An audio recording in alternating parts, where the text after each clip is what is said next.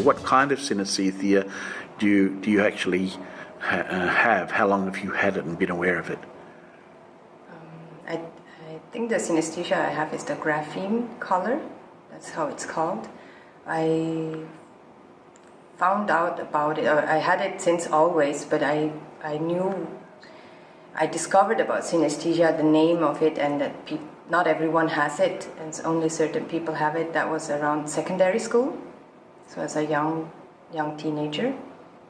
So basically words have a color, letters have a color, people's names have colors. So usually the names or the word color would be more according to the first few letters or the first letter of a word. So I will remember people's names. I will know it's either a Peter, a Paul, or a Patrick or something like that, because I know it starts with P. So it would be more black, dark bluish. That's what I would know. Then numbers and dates, like also weekdays, weeks, calendar, months, everything has a certain color. So the way I remember what is going to happen or what happened is actually I remember the color of the day. I know next week on Wednesday I will have to do this and that, and Wednesday is a red day, so or if I memorize something I will do 3 months down the road, but I know it will be on a weekend.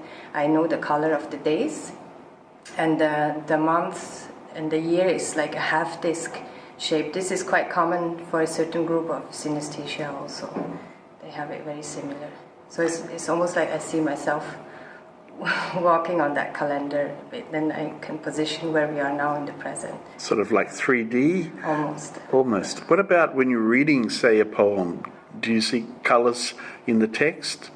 Does it have any implication with meaning, or...? Not really. While reading, I don't really see the color. It's more if I try to memorize some parts of it, yes, I think then the color will come. Even for numbers also. I remember when I had to do maths, and I would write down certain numbers.